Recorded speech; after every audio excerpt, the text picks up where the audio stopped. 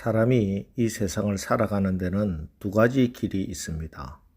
믿음으로 사는 길과 욕심으로 사는 길입니다. 그런데 대부분의 사람들은 욕심으로 삽니다. 그러나 욕심으로 살면 죽습니다. 망합니다.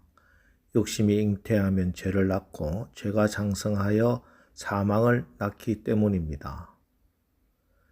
이것은 세상 사람들도 다 알고 있습니다. 그래도 세상 사람들은 그렇게 살아갑니다. 왜냐하면 다르게 살아갈 대안이 없기 때문입니다.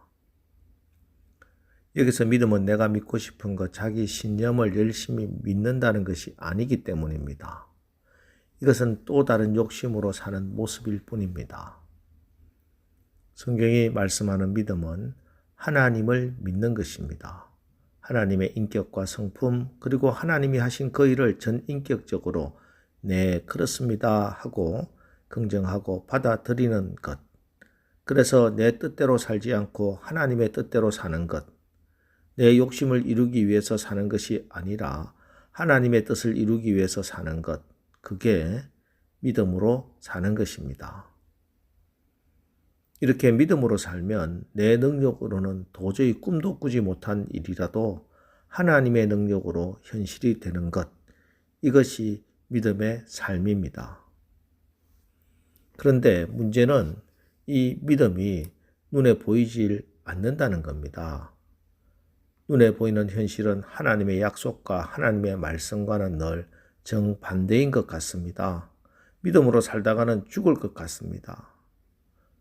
그래서 하나님을 믿으려면 늘 용기와 결단이 필요합니다. 맞습니다. 믿음으로 산다는 것은 늘 조마조마해야만 하고 늘 불안합니다. 솔직히 두렵고 떨리는 것이 사실입니다. 그럼에도 불구하고 하나님의 말씀을 신뢰하고 결단하고 나가면은 언제나 하나님이 모든 것을 합력하여 선을 이루시고 승리를 가져주시는 것입니다.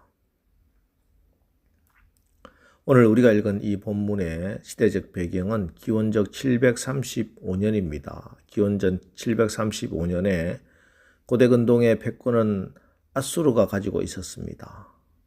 아수르는 그 당시 고대 근동뿐만 아니라 전 세계를 지배하는 최대의 강국이었습니다. 그런데 이 아수르의 위협을 받고 있던 북이스라엘과 아람이 우리가 힘을 합쳐서 아수르를 한번 쳐보자 하고 힘을 합칩니다. 그리고 남유다를 끌어들이려고 합니다. 이에 남유다의 아하스 왕은 우리는 그 동맹에 참여하지 않겠다고 거절합니다. 그러자 북이스라엘과 아람 연합군이 남유다를 공격합니다. 1절 말씀입니다. 우시야의 손자여 요담의 아들인 유다의 아하스 왕 때에 아람의 르신 왕과 르말리아의 아들 이스라엘의 베가 왕이 올라와서 예루살렘을 쳤으나 능히 이기지 못하니라. 자, 이들이 연합을 해서 남유다를 공격합니다. 하지만 남유다가 이들 연합군을 잘 막아냅니다. 자, 그런데 이들이 포기하지 않고 다시 2차 침공을 할 것이다 하는 예고가 주어집니다. 그러자 남유다 모든 백성들이 두려워하는데 문제는 이 아하스 왕이 백성들보다 훨씬 더 두려워합니다. 2절 어떤 사람이 다윗의 집에 알려 이르되 아람이 에브라임과 동맹하였다 하였으므로 왕의 마음과 그의 백성의 마음이 숲이 바람의 흔들림같이 흔들렸더라. 왕의 마음과 백성의 마음이 바람에 숲이 흔들리는 것처럼 흔들려서 걷잡을 수 없게 되었습니다. 이때 이사야 선지자가 하나님의 말씀을 아하스 왕에게 전합니다. 4절 그에게 이르기를 너는 상가며 조용하라. 르신과 아람과 르말리아의 아들이 심히 노할지라도 이들은 연기나는 두 부직갱이 그루터기에 불과하니 두려워하지 말며 낙심하지 말라. 또 7절도 보세요. 주 여호와의 말씀이 그 일은 서지 못하며 이루어지지 못하리라. 두려워하지 말라고 아람과 북이스라엘이 아무리 동맹을 맺고 아무리 큰 군대를 가지고 쳐들어온다 할지라도 하나님께서 막아주신다. 몇 번이고 말씀해 주십니다. 그리고 왕이 직접 하나님께 나와서 하나님, 그렇다면 정말 그 두 나라가 우리 나라를 침공하지 않을 것이고 침공한다 할지라도 우리가 그들을 이긴다고 하신다면은 징조가 무엇입니까? 저에게 징조를 보여주십시오. 나에게 나와 이렇게 구하라, 기도하라 말씀하십니다. 그럼 이제 왕이 하나님께 구하면 될 건 아닙니까? 근데 아하스의 반응이 어떻습니까? 12절 아하스가 이르되 나는 구하지 아니하겠나이다. 나는 여호와를 시험하지 아니하겠나이다 한지라. 나는 여호와를 시험하지 않겠다.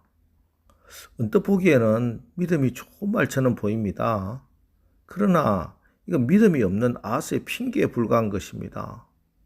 하나님 말씀이 주어졌으면은 자기 생각, 자기 판단 내려놓고 그 하나님 말씀을 믿어야 하는 겁니다. 하나님 말씀이 있음에도 그 말씀 믿지 못하고 이런저런 이야기하는 거 그 믿음이 없는 겁니다. 하나님의 말씀이 분명히 기록되어 있으면은 그 말씀 부어 잡고 주님 말씀에 기록되어 있으니 주님 나에게 징조를 보여주십시오. 분명히 말씀하신 대로 행하신다는 것 저에게 말씀해 주십시오. 이렇게 해야 옳지 않겠습니까? 그런데 하나님께 기도해봐야 별 소용 없을 것이라고. 그는 이미 단정적으로 말하고 있습니다. 이런 믿음이 없는 자들을 보고 오늘 우리 하나님께서 이렇게 말씀합니다. 13절 이사야가 이르되 다윗의 집이여 원하건대 들을지어다. 너희가 사람을 괴롭히고서 그것을 작은 일로 여겨 또 나의 하나님을 괴롭히려 하느냐? 하나님께 구하지 않고 주신 말씀 붙들지 않고 하나님 말씀 믿지 않는 자, 하나님을 괴롭히는 자다. 이렇게 말씀하고 있습니다. 하나님을 믿고 말씀을 의지하는 자를 하나님이 기뻐하시고 그 믿음이 하나님의 마음을 시원하게 해드리는 겁니다. 여러분, 선원들이 바다를 항해하면서 파도도 풍랑도 없는 바다만 항해할 수는 없습니다. 우리도 인생을 살면서 고난과 시련과 시험 다 피해갈 수만은 없습니다. 우리 인생에는 심지어 예수님이 함께 해도 비바람과 파도가 일어나고 있는 겁니다. 신앙생활을 잘해도 배를 집어 삼킬 듯한 그런 태산 같은 파도가 밀려오기도 하고 먹구름이 천둥번개를 몰고 오기도 하며 지책을 분간하지 못할 칠흑 같은 어둠 속으로 빠져들기도 합니다. 그렇습니다. 신앙이란 바람도 풍랑도 없는 그런 허구와 공상으로 우리를 도피시켜주는 것이 아닙니다. 바람 한 점도 없고 풍랑도 파도도 전혀 없는 값싼 은혜, 값싼 축복을 말하는 것은 거짓복음입니다.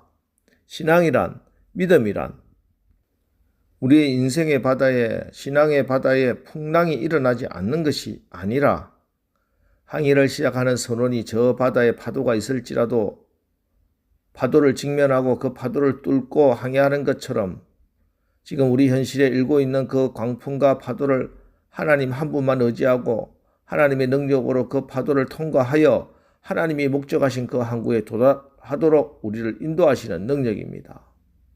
그렇습니다. 오늘 우리 주님이 우리에게 요구하시는 것은 단 한 가지, 믿음입니다. 믿음이 없으면 주님으로부터 책망을 받게 됩니다. 믿음이 없으면 하나님을 괴롭히는 자가 됩니다. 그러나 믿음이 없이는 하나님을 기쁘시게 하지 못하나니 무슨 말씀입니까? 믿음이 있으면 하나님이 기뻐하신다는 말씀입니다. 부디 오늘 우리가 믿음 없이 하나님을 괴롭히는 자들 되지 마시고 믿음으로 하나님을 기쁘시게 해드리는 복된 날 되시기를 주님의 이름으로 축원합니다. 기도하겠습니다. 하나님, 오늘 자기의 눈앞에 보이는 현실 때문에 하나님의 말씀이 주어졌음에도 믿음이 없는 태도로 하나님을 괴롭히게 하는 아하스 왕의 이야기를 읽었습니다.